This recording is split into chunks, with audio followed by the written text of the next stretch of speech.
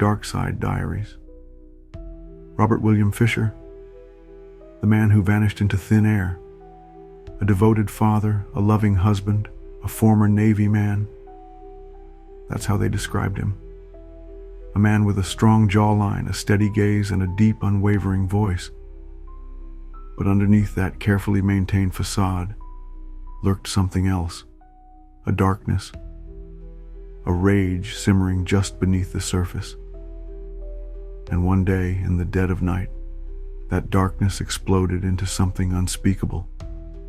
A crime so horrifying that it burned his name into the FBI's most wanted list for over 2 decades. And then, he was gone. Vanished. Swallowed up by the world as if he had never existed. This is the story of Robert William Fisher, the man who slaughtered his family and disappeared into thin air.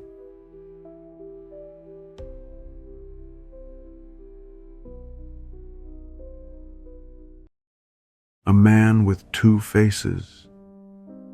To the outside world, Robert William Fisher was the embodiment of the American dream. A former firefighter, a decorated Navy veteran, a devoted husband, and a father of 2. But behind closed doors, that dream was rotting from the inside. Fisher wasn't the family man he pretended to be. He was controlling, cold. A man who carried the weight of his own demons and let them spill out onto those closest to him. To understand why Robert Fisher became the man he was, you have to go back to where it all began, to his childhood. Fisher wasn't born a monster, but monsters are made. Fisher was only 15 when his parents' marriage fell apart. It was messy, painful. His father abandoned the family, leaving Robert and his mother to pick up the pieces. Those who knew him at the time said the divorce shattered something inside him. He saw what a broken home looked like, what it did to a family. And he made a decision that would one day turn deadly. Fisher was deeply religious, a strict Catholic who believed marriage was sacred, unbreakable. Divorce in his eyes was worse than death. And so when cracks began to form in his own marriage decades later, something inside him snapped. He couldn't let it happen. He wouldn't let it happen. His parents' divorce had humiliated him, left him feeling powerless. And Robert Fisher hated feeling powerless. When Fisher married Mary in 1987, friends noticed something strange almost immediately. He wasn't just a husband, he was a dictator. Mary wasn't allowed to make major decisions. He controlled the finances. He monitored who she spoke to, even how she dressed. When she tried to push back, Fisher would remind her of the one thing he feared most: divorce. Over time, those fears and insecurities turned into something darker. The man who never laughed. The man who ruled his home like a battleground. The man who gutted animals with almost surgical precision. The man who could not, would not accept that his marriage was falling apart. The red flags, a man unraveling.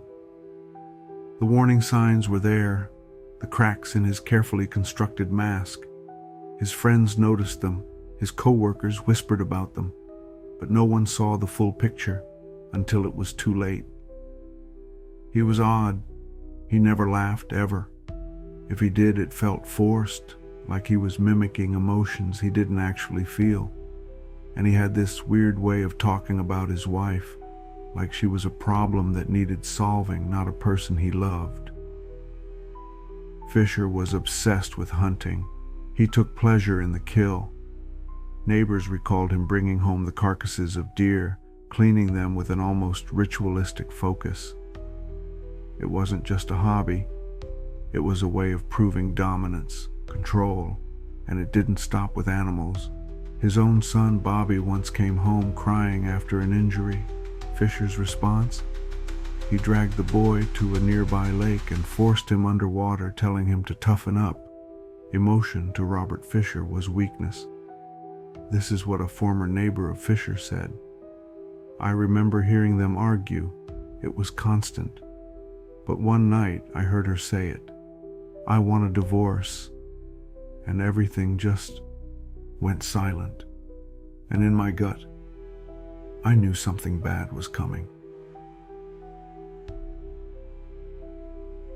April 9th, 2001.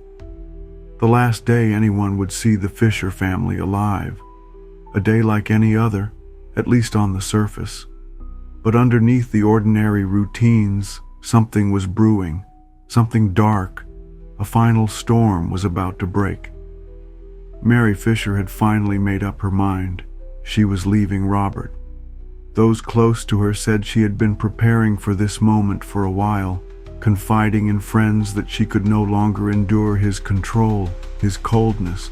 She wanted out, and she wasn't the only one who knew it. Earlier that day, Fisher attended Mass at a local church. Those who saw him said he seemed distant, staring off into nothing, barely responding when people greeted him. But Robert Fisher was a man of ritual. Church was a part of his routine, and he kept it, even on the day he would destroy his family. He then stopped by the nearest ATM, withdrawing $280. Was this part of his escape plan? A final calculated move? Or had he already made up his mind about what he was going to do? Meanwhile, his children, Brittney and Bobby, went about their day, unaware that their home would soon become their tomb. They came home from school, probably had dinner, maybe did their homework, settled in for the night, believing their father was just another ordinary man, not a monster waiting in the dark. That night, Mary and Robert had another argument, one of many. But this time, neighbors overheard something chilling, a final declaration. I want a divorce. The words that had haunted Fisher since childhood. The words he swore would never be spoken in his house. The words that sealed their fate. Maybe Fisher sat there for hours, stewing in his own resentment, feeling everything he had built slipping away. Maybe he convinced himself that if he couldn't have his family, no one would. Whatever happened in that moment, one thing is certain. Sometime that night, Robert Fisher picked up a knife and made his choice. At approximately 9:30 p.m., neighbors heard what they described as a short scream cut off suddenly, but they didn't call the police. After all, the Fisher home was no stranger to arguments. What they didn't know was that inside, something unthinkable was happening. Mary Fisher likely never saw it coming. She was sitting on the edge of her bed, maybe thinking about the divorce she had finally gathered the courage to ask for.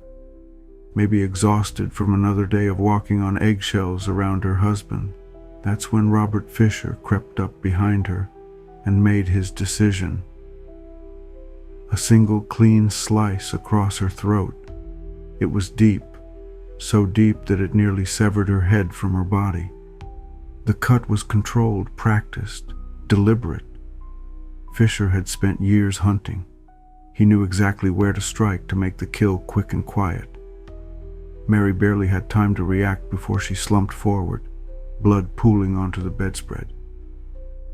But it didn't end there. Fisher turned his attention to the next room, his children's room. 12-year-old Brittney, 10-year-old Bobby, asleep, defenseless, unaware that their father, the man who had once cradled them in his arms as infants, was about to become their executioner. Brittney was next. At just 12 years old, she was on the brink of adolescence, a stage where she had started to question her father. Maybe she saw what was happening. Maybe she even woke up as he approached her bed, the knife glinting in the darkness. But if she did, it was too late. Fisher slit her throat with the same calculated precision he used on her mother. One deep cut, then multiple stabbing wounds. Overkill. Almost personal. Then Bobby, just 10 years old. Investigators believe he was the last to die. The forensics tell a horrifying story. There were signs he struggled, fought back. Maybe he woke up just as the blade came down. Maybe he saw his father's face, twisted in something unrecognizable. He was slashed, then stabbed repeatedly. The crime scene showed no mercy, no hesitation. But Fisher had one more step. He needed a cover-up. He needed to erase the evidence, to buy himself time. He needed to destroy his family beyond recognition. At 10:42 p.m., an explosion ripped through the neighborhood, shaking homes, sending flames soaring into the sky. It wasn't just fire, it was an inferno.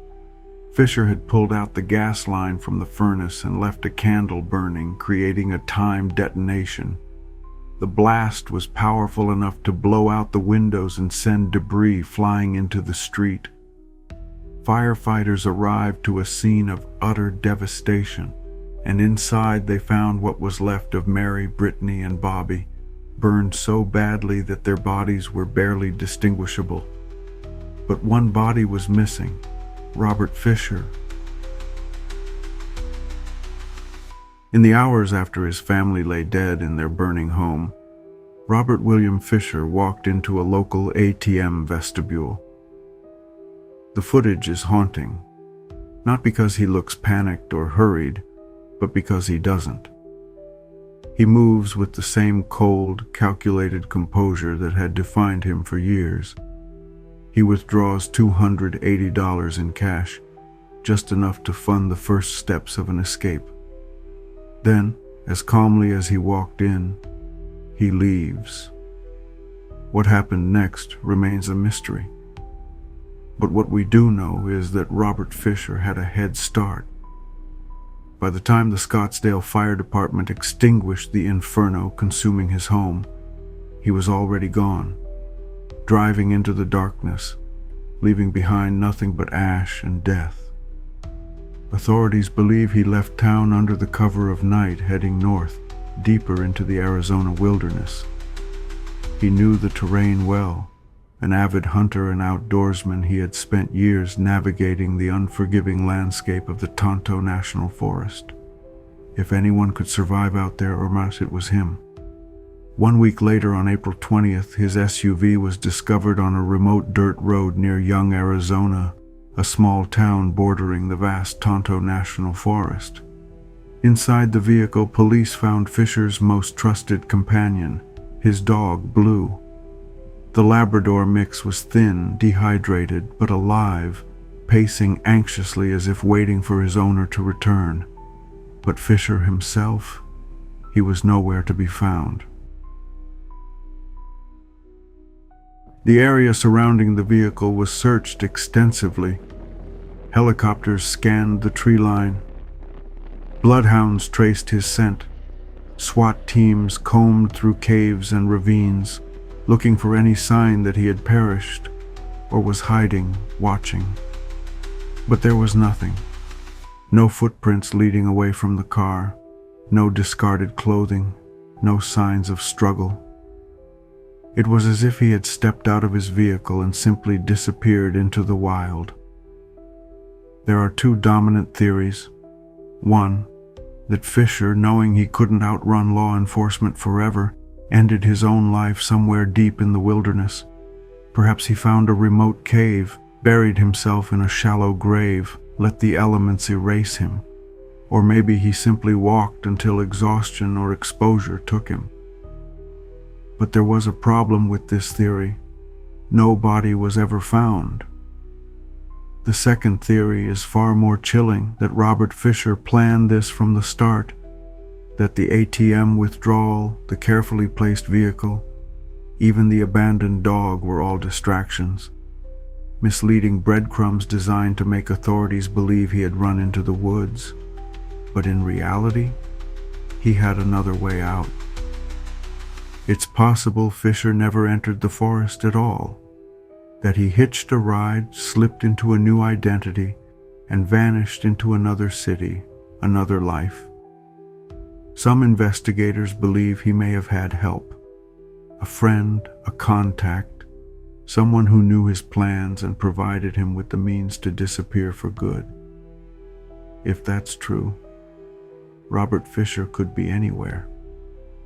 Right now, he could be standing in line at a grocery store, walking his dog in a quiet neighborhood, living under a new name with a new family who has no idea of the monster he truly is. 2 decades have passed, hundreds of tips, countless leads, and still no trace. But if he's out there, one thing is certain: Robert William Fisher will never stop looking over his shoulder.